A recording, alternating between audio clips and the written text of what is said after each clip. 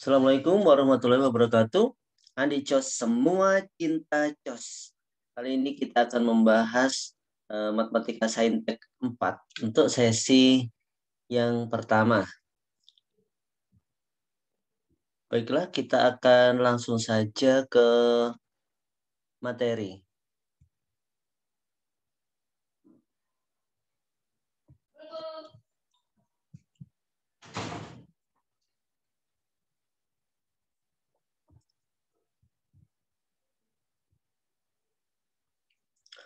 Berikut ini matematika saintek 4 sesi yang pertama. Sesi 1, jadi ada 2 sesi. Langsung ke soal yang pertama.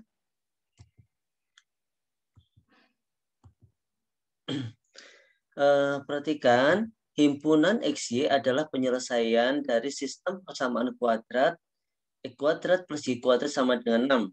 X kuadrat per 2 ditambah Y kuadrat per 8 sama dengan 3. Jumlah dari semua nilai X yang memenuhi adalah, jadi yang ditanyakan jumlah dari semua nilai X-nya saja. Menyelesaikan itu, kita bisa mulai dengan ini. Apa yang bawah ini kita kalikan 8 ya. Yang bawah kita kalikan 8. Oh ya, jadi kita terus ulang aja itu. X kuadrat plus Y kuadrat sama dengan 6. Lalu kalikan 8 yang bawah itu jadinya 4X kuadrat ditambah Y kuadrat sama dengan 24. Karena, jadi dia yang ditanyakan kan X-nya ya nanti ya. Dieliminasi aja langsung Y-nya supaya habis jadi kurangi ya. Jadi min 3X kuadrat sama dengan min 18. Berarti min 3X kuadrat plus 18 sama dengan 0. Jumlah semua ini jadinya persamaan kuadrat ini. Cuma semua nilai X ya, berarti X-nya itu, ya ini X1, X2 kan ya. Jumlah semua nilai X-nya berarti X1 plus X2. Rumusnya min B per A. Min B-nya kan di sini 0 ya. 0X jadi 0. A-nya adalah min 3. Berarti sama dengan 0. Selesai. Berarti C ya. Cukup mudah ini. Kita lanjut ke nomor 2. Fx sama dengan fungsi Fx memenuhi Fx sama dengan F min X. Nah, ini adalah fungsi genap. Jadi kalau Fx sama dengan F min X, maka dia adalah fungsi genap. Nah, ini kita akan mengerjakan integral kan ya. Nah, kaitan fungsi genap dengan integral yang kalian harus tahu itu adalah ini. Nah, jadi integral min A sampai A Fx dx. Kalau dia fungsi genap ya, kalau Fx-nya fungsi genap maka berlaku sama dengan 2 kali 0A Fx dx. Nah, ini yang perlu tahu. Nah, sekarang kita ke sini ya. Kita kembali ke soalnya. Diketahui, jadi dia min 3, atasnya min 3 sampai 3. Fx dx sama dengan 6. Gitu ya, karena dia fungsi genap, maka kita dapat tulis ini itu sama dengan 0,3 Fx dx. 2 kali 0,3 Fx dx sama dengan 6.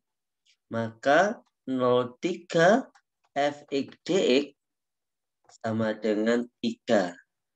Nah, sekarang apa yang diketahui lagi nih? 23 Fx dx sama dengan 1. 23 yang ditanyakan 0,2. Baik. Ini kita uraikan dulu ini. Ini kita uraikan. Saya pakai warna berbeda ya. Itu kalau saya uraikan menjadi 02 fx dx ditambah 23 fx dx sama dengan 3. Jadi 02 ditambah 23 itu jadinya 03 kayak gini ya. Kemudian 02 fx dx ditambah 23. 23-nya tahu berapa 23-nya itu? 1 sama dengan 3. Sehingga 02 fx dx sama dengan 2. Selesai. Jawabnya B. Jawabnya B. Nah, ini sudah jelas ya ini ya. B. Jadi di fungsi genap, kalau seperti ini tuh fungsi genap dikaitkan dengan integral itu ini sifat istimewanya. Min AA fx dx itu sama dengan 2 kali 0A fx dx. Sehingga min 33 fx dx ini adalah 2 kali 03 fx dx. Nah, ini. Baiklah, kita lanjut ke nomor 3. Sebuah lingkaran memiliki pusat A, B. Jadi ada lingkaran yang pusatnya adalah A, B. Lalu dengan jari-jari 12 ya. Jadi 12 dan menyinggung garis. Nah ini. Dia menyinggung garis, katakan ini garisnya.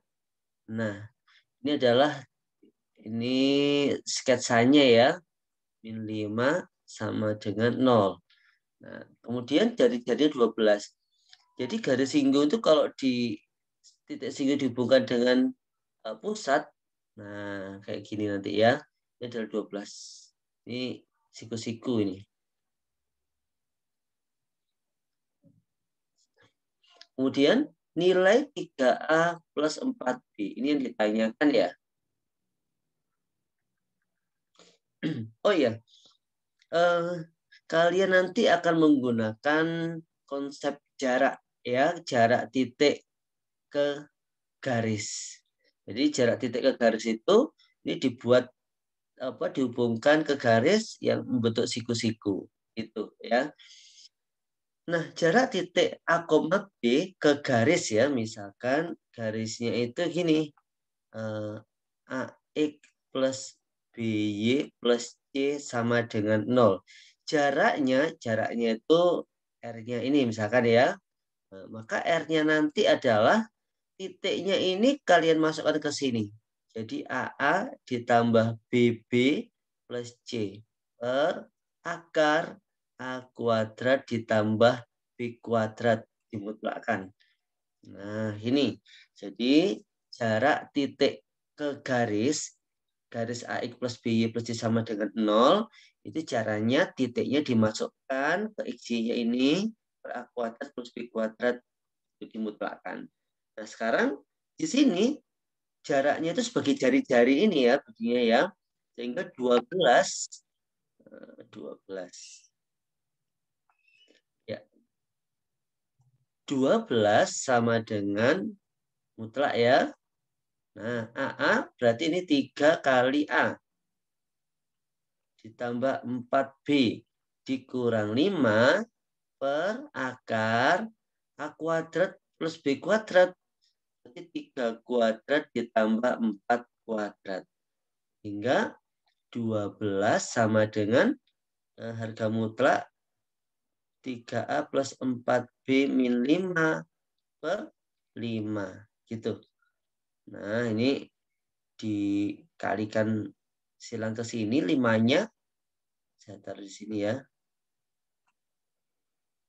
Nah, 5 jadinya 3A plus 4B min 5 mutlak ya ini ya. Sama dengan berapa itu? 60. Sehingga 3A plus 4B min 5 sama dengan 60 atau min 60. Jadi kan mutlaknya dihilangkan. Jadi bisa 60, bisa min 60. Berarti 3A plus 4B sama dengan 5-nya pindah ke sini kan jadi 65. Atau kalau min 5-nya pindah ke sini dia min 55. Nah, sehingga jawabnya adalah C. Nah, ini jawabnya C. Jelas ya, jadi menggunakan konsep jarak titik ke garis. Ini rumusnya. Berikutnya nomor 4. Oh iya, nanti kalau ada pertanyaan bisa di kolom YouTube-nya ya, di kolom komennya. Sekarang nomor 4. Ya, gambar di bawah adalah grafik fungsi dia sama dengan AX kuadrat plus BX plus C. Ini berupa parabola ya. Kalau ini kan fungsi kuadrat, tapi memang berupa parabola. Nah, di parabola ini yang kalian harus tahu ya, harus tahu pertama adalah menghadap ke atas ke bawah. Jadi A itu hubungannya dengan menghadap ke atas. Kalau dia menghadap ke atas berarti A-nya lebih besar dari 0. Kalau menghadap ke bawah berarti A-nya kurang dari 0. Ini yang pertama ini. Kemudian yang kedua, ya ini tuh titik potong dengan sumbu Y itu adalah C ini. Nah, nilai C-nya. Jadi kalau memotongnya itu di apa? Y positif, berarti C-nya positif berarti di situ. Nah, positif ya. Kemudian tentang ini. Ini adalah apa ini? Sumbu simetri. Kalian lihat sumbu simetrinya itu ada di sumbu X positif ya. Sumbu simetri itu ada kalanya di sumbu X positif, ada di sumbu X negatif. Nah, kalau sumbu simetrinya di sumbu X positif, maka ini ya di sumbu X positif ya, maka A sama B itu beda tanda. Beda tanda. Beda tanda. Kalau sumbu simetrinya di sumbu X negatif berarti sebelah sana ya, maka sama tanda. Nah, kalian lihat ini beda tanda kan ya? Karena beda tanda maka B-nya bagaimana B-nya? Karena A-nya lebih dari 0, maka B-nya kurang dari 0 karena beda tanda. Gitu. Nah, sekarang kita lihat pernyataan ini yang benar yang mana? Lihat A kali B. Dari sini A kali B berarti gimana? A-nya positif, B-nya negatif. Maka kalau dikalikan hasilnya negatif. Nah, ini. Kemudian bagaimana dengan A min B plus C? Gitu ya. Lihat A-nya positif. B-nya negatif. C-nya positif. Nah, sekarang positif dikurangi min jadinya lah positif ya. Positif, positif, positif. Maka hasilnya akan positif. Sehingga jawabnya adalah B. Jelas ya sampai sini ya? Saya kira sudah sangat jelas. Jadi 3 hal ini perlu tahu ya. Pertama, menghadap ke atas berarti A-nya lebih dari 0. Kalau menghadap ke bawah, A-nya kurang dari 0. Nah, sekarang titik potong dengan sumbu Y itu adalah C-nya. Di sini motongnya sumbu Y positif, berarti C-nya positif. Nah, kalau tanda B itu, ini, lihat sumbu simetrinya. Kalau di sumbu X positif, maka A sama B beda tanda. Di sini A-nya lebih dari 0, maka B-nya kurang dari 0. Baiklah, kita ke nomor 5. Diketahui PX sama dengan AX pangkat 5 plus BX min 1 dengan AB konstan jika PX dibagi dengan X min 2006 bersisa 3. Jadi PX itu kan apa itu? AX pangkat 5 plus BX min 1. Nah, sebentar. PX kalau dibagi apa itu X min 2006. Sisa 3. Nah, padahal kalian tahu kalau dibagi 2006, sisanya itu berarti dimasukkan 2006. Maka 2006 dimasukkan ke PX-nya ini. Jadinya A kali 2006 pangkat 5 ditambah B kali 2006 min 1 sama dengan 3. Jadi A kali 2006 pangkat 5 ditambah B kali 2006 sama dengan 4. Nah sekarang PX, bagaimana PX kalau dibagi X plus 2006? Maka sisanya berapa? Gitu ya. Kalau dibagi X plus 2006, maka sisanya adalah dimasukkan angka berapa? Ya, betul. Dimasukkan angka min 2006. Min 2006 dimasukkan PX. Berarti A kali min 2006 pangkat 5 ditambah B kali min 2006 dikurang 1. Nah, min 2000 karena ini pangkatnya pangkat ganjil, maka minnya bisa keluar. Min A kali 2006 pangkat 5 min B kali 2006 min 1. Minnya dikeluarkan jadinya A kali 2006 pangkat 5 ditambah B kali 2006 dikurang 1. Ya, sama dengan min. Padahal kita tahu min A kali 2006 tambah B kali 2006 itu adalah 4. Berarti min 4. Sehingga dia min 5. Temu E jawabnya. Nah, jelas ya? Kita ke nomor 6. Jumlah semua deret geometri tak hingga adalah 9.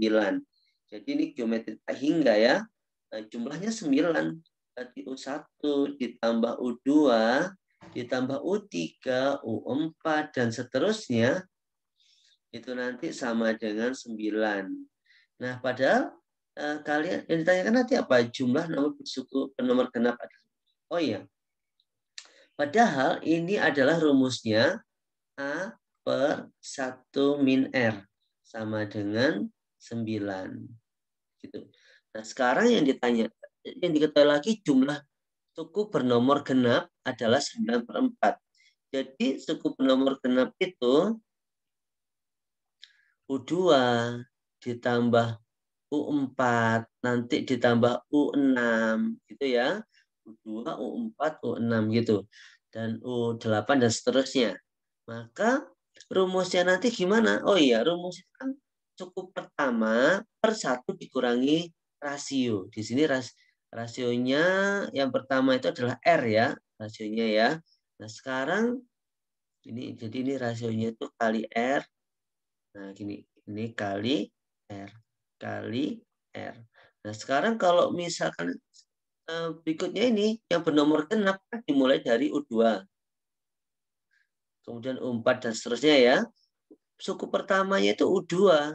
U2 itu berarti AR. Gitu ya. Satu rasionya berapa? Ingat dia melompat dari U2 menuju U4. Kalau U2 ke U3 kan R. U3 U4 kan R lagi. Berarti U2 menuju U4 itu adalah R kuadrat. R kali R. Gitu. Jadi rasionya itu adalah R kuadrat kalau yang genap itu. Itu sama dengan 9 per 4. Ini diuraikan dulu. 1 min R, 1 plus R. Sama dengan 9 per 4. Padahal di sini A per 1 min R itu adalah 9. Gitu ya.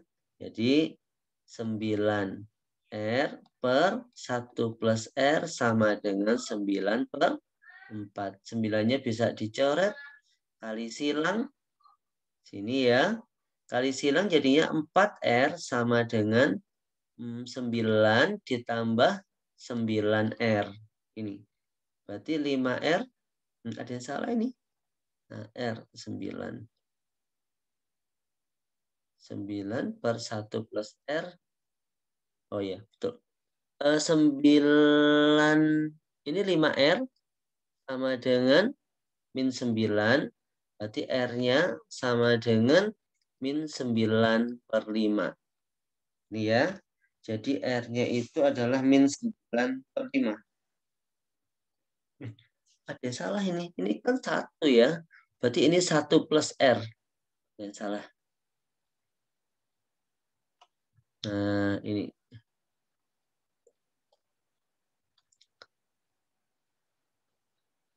Ya. 4R ini 1 plus R. Berarti 3R sama dengan 1, R-nya 1 per 3. Yang ditanyakan adalah suku pertama, A-nya. Berarti dia disubstitusi ke sini ya. Disubstitusi ke sini. Berarti substitusi. Berarti A per 1 min 1 per 3 sama dengan 9. Sehingga ini kan 2 per 3. A sama dengan 9 kali 2 per 3. Berarti A-nya sama dengan 6. Jawabnya. Nah, cukup jelas ya. Berikutnya, nomor 7. Lanjut ke nomor 7.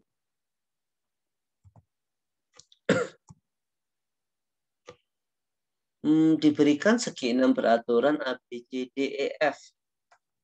Segi 6 peraturan A, B, C, D, F kita konstruksi ya, segi 6-nya ya. Masih memungkinkan untuk dikonstruksi. Yang agak susah itu kalau sudah segi 12, itu agak susah mengkonstruksinya. Ini A, B, C, D, E, F. Nah, kemudian AB-nya adalah U. Jadi di sini adalah vektor U. AF-nya adalah V. Ini ke sana adalah V. Berikutnya, AB ditambah AC ditambah AF. Jadi, AB ditambah AC ditambah AD ditambah AE ditambah AF. Nah, kita lihat AB, AB-nya ini jelas dia itu U.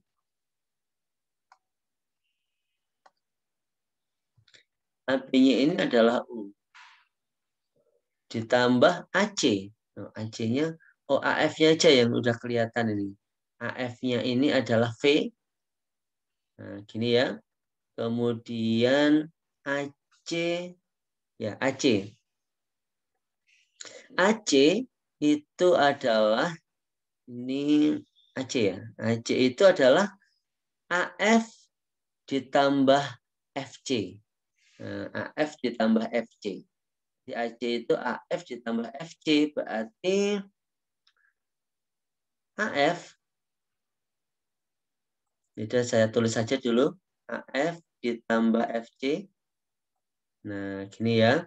Ini saya gini kan biar untuk tahu bahwa ini miliknya AC. Kemudian AD. AD itu adalah AD.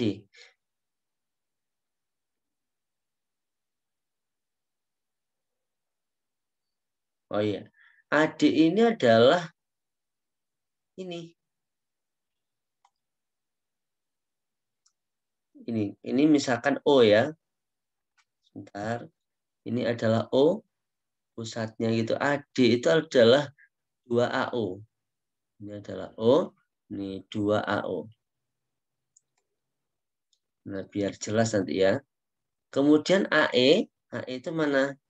Yaitu ini. AE itu sama dengan ya 2BO ditambah V. Baik.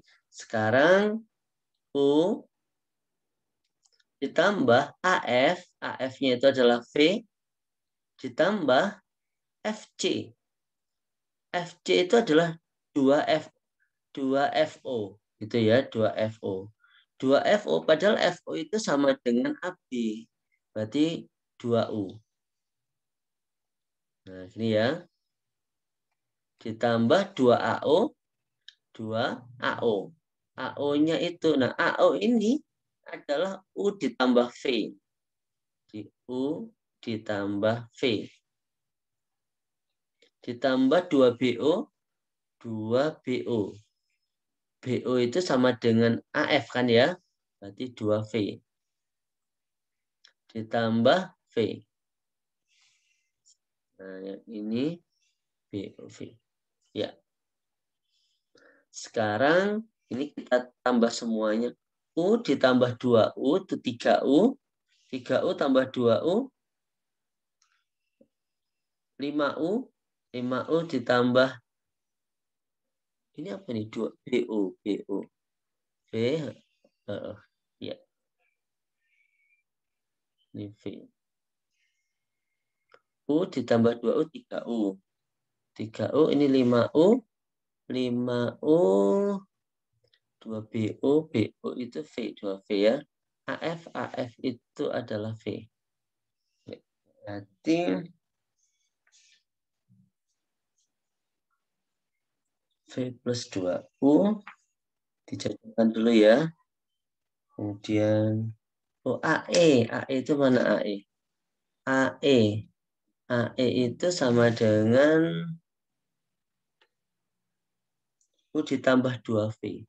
U ditambah 2V. Ya, ini nih salah ini. U ditambah 2V. Ini yang salah.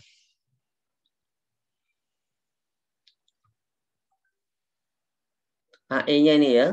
Nah, perhatikan AE-nya. AE ini adalah ini AB ditambah BE. Nah, gini. AB ditambah BE. Nah, gini. Nah, sekarang ini diperbaiki yang ini.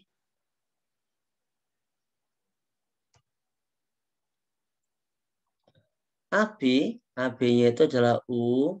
Nah, gini ditambah BE. BE itu adalah 2BO. Padahal BO-nya itu kan V, berarti 2V. Nah, ini baru benar. Nah, yuk sekarang U ditambah 2U, 3U. 3U ditambah 2U, 5U. Berarti 6U. Ditambah V ditambah 2V itu 3V. 3V tambah 2V, 5V. Ini tambah V lagi, 6V. Selesai. Jawabnya adalah E. Jawabnya adalah E. Nah, kalau ada pertanyaan di kolom komen ya nanti ya. Sekarang nomor 8, sesi pertama ini sampai nomor 8 saja. Jadi setelah itu nanti untuk sesi keduanya di video berikutnya. Sebuah kapur barus berbentuk tabung dengan diameter lingkaran alasnya sama dengan tinggi tabung. Jadi tabung, nah ini ya, yang diameter alasnya itu sama dengan tinggi tabung. Jadi kalau ini R, jadi R, ini T ya. Nah, berarti R-nya nanti adalah setengah T. R sama dengan setengah T. Nah, kayak gini. Berikutnya, kapur barus tersebut menyublim dengan rupa sehingga bentuknya selalu berbentuk tabung yang diameter alasnya sama dengan tinggi tabung. Jadi bentuknya itu akan tetap tetap seperti ini, cuman dia mengecil gitu. Laju perubahan volume kapur barus terhadap tingginya pada saat tingginya 2 satuan. Oh ya, ini tadi saya simbolkan tingginya T, kemudian jari-jarinya R ya. R. Kemudian yang ditanyakan laju perubahan volume kapur. Berarti yang ditanyakan itu adalah dV, d volume. Ini volume ini maksudnya ya. dV per terhadap tinggi per dt. Nah, sama dengan. Nah, yang ditanyakan ini perubahan volume itu dV per dt. D-nya itu adalah tinggi, P-nya itu adalah volume. Nah, ini perlu diuraikan. Diuraikannya gini. dV ini adalah dV per dr kali dr per dt. Jadi kalau dikalikan gitu kan dV per dt. Ini saya munculkan R karena ada variabel R, jari-jari di sini. Nah, dV di sini volumenya adalah apa volumenya? Volumenya itu adalah volume tabung ya. Volume tabung itu adalah PR kuadrat kali T. Nah, gini. Sekarang dV per dr, jadi turunannya ya, dV per dr itu turunannya terhadap R.